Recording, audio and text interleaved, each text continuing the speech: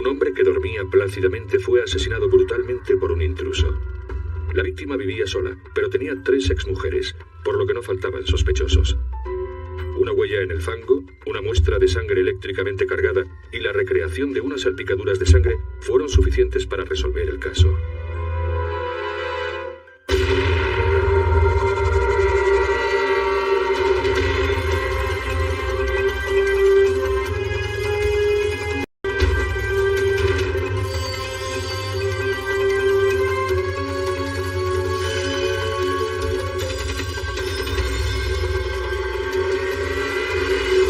Crímenes imperfectos.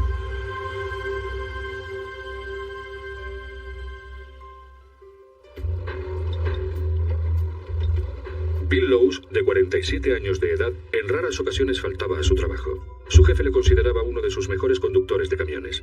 Por eso, al segundo día de no presentarse a trabajar, el supervisor llamó a su familia para averiguar qué ocurría. Le dije a mi mujer que me pasaría por su casa, ya que trabajó un poco más abajo de donde Bill vivía. Y así lo hice. Fui a su casa. El coche de Bill estaba aparcado fuera y la puerta de entrada abierta. En el interior, Joe encontró a su hermano. Según afirmó, nunca había visto algo así. Y estaba tumbado en la cama. El suelo lleno de sangre, las paredes llenas de sangre. Fue horrible. Los agentes me dijeron que nunca habían visto tanta sangre en el techo. El cuerpo de Bill se encontraba bajo las sábanas de la cama. Estaba frío, lo cual indicaba que llevaba muerto un tiempo. Nunca me hubiera imaginado que eso me podía pasar a mí o a alguno de mis familiares. En una pequeña localidad como Cape Girardeau, Missouri, los agentes de policía conocían bien a Bill Lowe's. Todos estaban de acuerdo en que era un hombre muy afable que, aunque no llegó a terminar el instituto, era un trabajador muy concienzudo. En su tiempo libre, jugaba al billar en uno de los bares locales. Había tenido problemas con la bebida, pero nada más. Nada parecía indicar que William Lowe's estuviera involucrado en drogas, bandas criminales o actividades ilegales. La policía no encontró señales de que la puerta de entrada hubiera sido forzada, pero Lowe's tenía la costumbre de no cerrarlas con llave. Sin embargo, solo sus amigos y familiares sabían esto. Quien cometiera el crimen o sabía que había dejado la puerta sin cerrar o tenía las llaves de la casa. Por tanto, se trataba de alguien de su entorno. El hecho de que su cartera estuviera en el bolsillo de sus pantalones intacta indicaba que el móvil del crimen no había sido el robo. Por regla general, en el 75% de las investigaciones de homicidios, la víctima conocía a su asesino o tenía algún tipo de relación con su asesino, es decir, eran amigos o familiares. La patóloga forense tenía 4 heridas muy grandes arriba y detrás del oído, en la parte posterior de la cabeza. La doctora Case encontró pruebas que demostraban que Bill estaba dormido cuando fue atacado y que no llegó a ver a su asesino. No había lesiones defensivas, es decir, lesiones que se producen cuando la víctima intenta evitar un ataque y levanta el brazo. En esos casos vemos lesiones en esas zonas, pero en este caso no había más lesiones. Bill Lowe's estaba prácticamente sordo de un oído y parcialmente del otro, lo cual también demostraba que podía haber estado durmiendo en la cama y no haber oído al asesino entrar en su casa. Fue un ataque muy despiadado.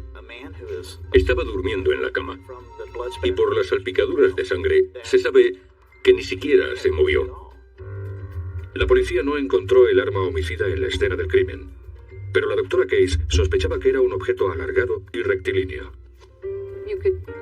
Podía haber sido una barra o un bate de béisbol. Los investigadores no encontraron huellas dactilares sospechosas en el interior de la vivienda de Bill. Sin embargo, afuera hallaron la primera prueba forense: la huella de unas zapatillas en el fango. Había llovido en Cape Girardeau. Por tanto, esa huella no podía tener días o semanas, porque la lluvia la habría borrado. Los expertos vertieron yeso sobre la huella. Es una técnica forense que tiene más de 200 años de antigüedad. Cuando el yeso se endurece, los investigadores tienen una huella clara. Y si encontrábamos a la persona que llevaba esa zapatilla de deporte, podríamos confirmar si esa persona había estado en la escena del crimen, cuando suponíamos que tuvo lugar el asesinato. Y para encontrar al sospechoso, los investigadores tuvieron que reflexionar sobre quién podía querer que Bill Lowe's muriera.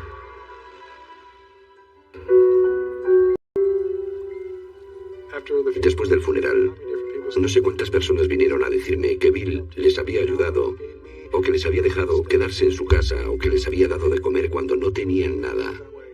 Bill era así. Bill era de esa manera, era así. Y que muriera de esa manera no es justo. Para encontrar al asesino de Bill Lowe's, se empezaron a barajar posibles sospechosos. Pensamos que podía haber sido algún compañero de trabajo que estuviera enfadado con él, o que hubiera tenido una aventura amorosa con alguna compañera de trabajo y eso hubiera provocado la animosidad de un esposo. Aunque Bill Lowe's no estaba casado en el momento de su asesinato, tenía 3 exmujeres. El 80% de los homicidios son considerados pasionales. Se tiene que querer a esa persona lo suficiente para matarla, o se la tiene que odiar lo suficiente para... Las mujeres tenían buenas relaciones porque tenían un hijo en común, y con su segunda mujer también se llevaba bien, pero se separaron porque las cosas entre ellos no funcionaron. La primera y la segunda exmujer tenían coartada para la noche del asesinato. Su tercer matrimonio fue diferente. Wanda Kay Canap, de 39 años de edad, estuvo casada con Bill Lowe's alrededor de 2 años. Cuando conocí a Bill, me pareció un hombre tierno y afable. La familia de Bill no me aceptaba porque, como dice un viejo refrán del sur de Illinois, si no eres del lado correcto de las vías del tren, no eres la pareja apropiada. Y yo era del lado pobre. Bill era el 6º marido de Wanda y esta estaba convencida de que Bill sería un estupendo padrastro para su hijo de 17 años, Brian. Era un hombre genial. Me gustaba mucho salir y hacer cosas con él. Y cuando iba a trabajar a St. Louis, me llevaba con él para que le ayudara. Tanto Wanda como Bill bebían en exceso, acumularon muchas deudas y sus peleas llegaban en ocasiones a las manos. Cuando empezaban a beber, todo se iba a la mierda. Yo le quería, fue un padrastro estupendo. Pero cuando bebía, todo se iba a la mierda. Decidí separarme porque en una ocasión me pegó una paliza brutal. Bill no era un maltratador como algunas personas intentan hacer creer. No lo era. Wanda y Bill se divorciaron un año antes de que este fuera asesinado. Y a los investigadores les sorprendió mucho saber que Wanda seguía siendo la beneficiaria de un seguro de vida de Bill valorado en $20,000. Había un móvil de $20,000 para querer matarle. Ella no estaba casada ya con él y tenía problemas económicos. Por tanto, los agentes vieron una bandera roja y decidieron investigar a esta persona. Wanda negó con vehemencia tener algo que ver en el asesinato de Bill. La policía me preguntó sobre el seguro de vida y yo les dije que no sabía nada al respecto. Y Wanda tenía coartada. La noche del asesinato estuvo en un bar con su nueva pareja y había muchos testigos que la habían visto allí. Se tuvo que descartar que yo hubiera tenido algo que ver con el caso. Su hijo Brian también tenía una coartada sólida. Había estado de acampada con su amigo Mike Hale. Michael Hale respaldaba a Brian Cruz. La coartada era que habían ido a pescar y podía presentar recibos de los establecimientos donde compraron el material de pesca y la comida. Nadie parecía tener motivos para el asesinato, así que la investigación dejó de avanzar.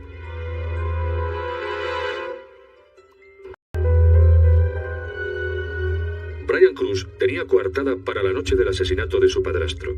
Según afirmó, había estado de acampada con su mejor amigo, Mike Hale, y este corroboraba su historia.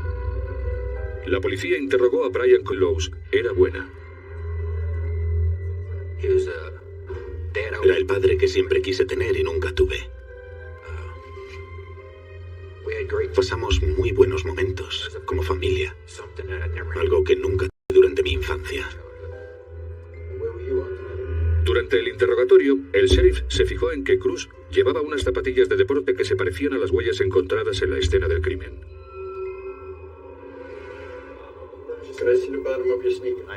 Le pedí que me enseñara las suelas de sus zapatillas, y cuando me las enseñó, recordé las huellas de la escena del crimen, y me parecieron muy similares.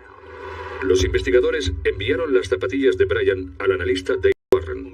Cuando recibimos las zapatillas, las comparamos con el molde de yeso que habíamos hecho de la huella encontrada. Y así pudimos comparar las dos suelas. La huella no era de la mejor calidad. De vez en cuando el calzado resbala cuando pisa fango. El molde de yeso indicaba el tamaño, marca y modelo de la zapatilla, y tenían las suficientes marcas como para hacer posible la comparación.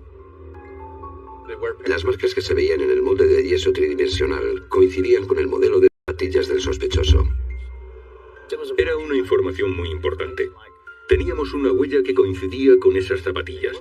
Y fue como jugar una especie de partida de ajedrez. ¿Cuál será su siguiente jugada? Recuerdo que él estaba sentado al otro lado de la mesa pensando, Dios mío, tienen mis huellas de la escena del crimen. Mierda. ¿Qué digo ahora? Pero Brian Cruz tenía una explicación muy sencilla. Según él, había ido a la casa de Bill unos días antes del asesinato para recoger algunas cosas de su madre.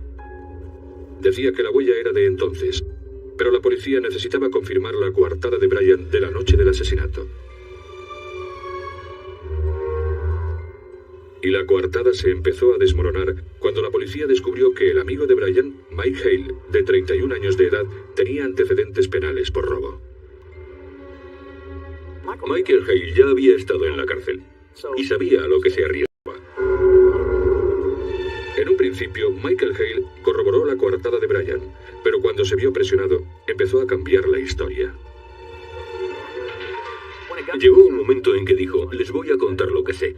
Y en ese punto la coartada de Brian Cruz empezó a caer por su propio peso. Mike Hale admitió que estuvo con Brian Cruz la noche del asesinato y que fueron a la casa de Bill Lowe's. Hale contó que esperó a Brian fuera mientras este iba a hablar con su padrastro.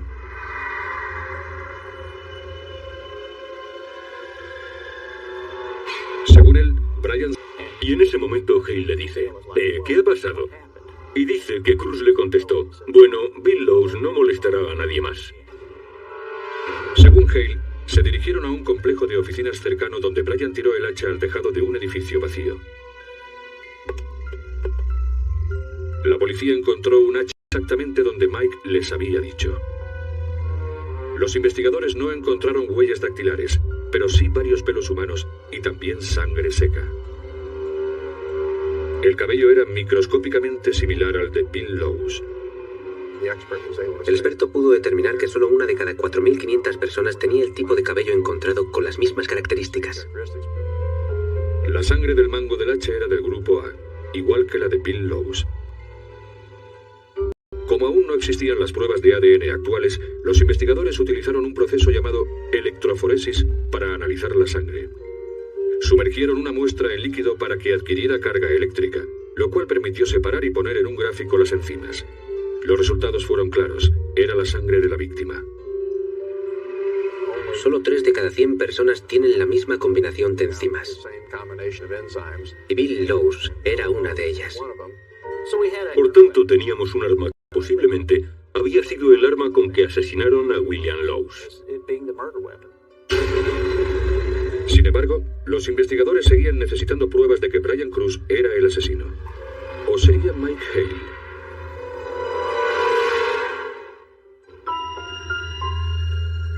Las pruebas forenses demostraron que Bill Lowe's fue asesinado a golpes con el hacha encontrada a varias calles de la escena del crimen. Pero no había huellas dactilares en el mango. Por tanto, los investigadores no estaban seguros de quién había utilizado el arma. Según Mike Hale, Brian Cruz era el asesino. Pero cuando se le informó de la declaración de Hale, Cruz lo negó. Se lo puedo decir mirándole a los ojos, se lo puedo decir a un detector de mentiras y puedo afirmar que yo no maté a Bill Lowe's. Yo no conspiré para matar a Bill Lowe's y puedo hacer todas las pruebas que usted quiera para demostrarlo.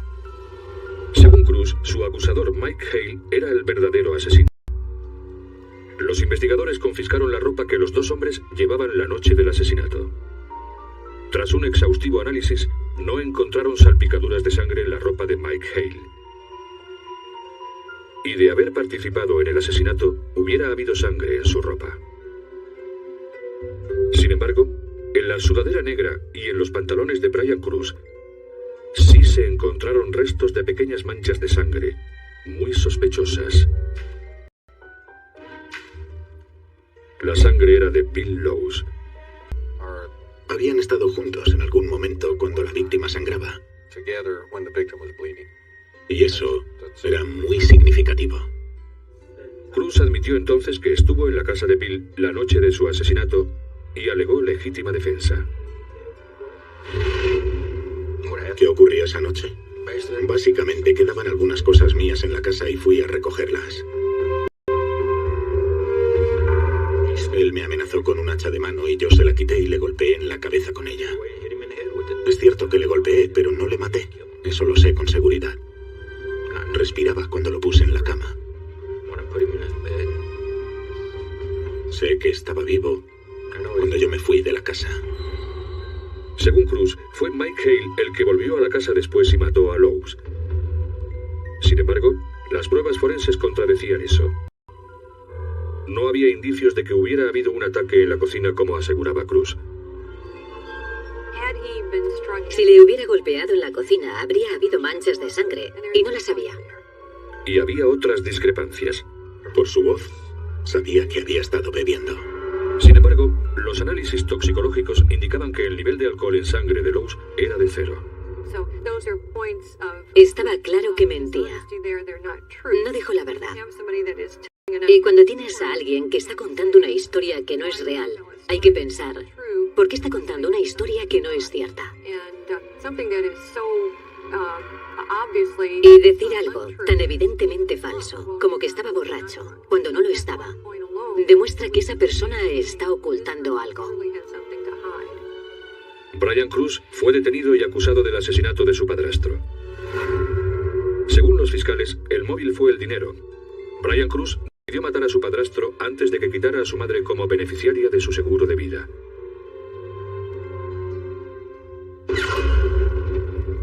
Según las pruebas forenses, Brian fue a la casa de Bill y miró por la ventana del dormitorio para asegurarse de que estaba dormido. Ahí fue cuando dejó la huella. Después entró en la casa de Bill. Cogió el hacha que tenía en su casa para defenderse y le golpeó con ella hasta matarlo. Las salpicaduras de sangre en la ropa de Brian y en las paredes del dormitorio y el techo demostraban que Brian mató a Bill Lowes en la habitación.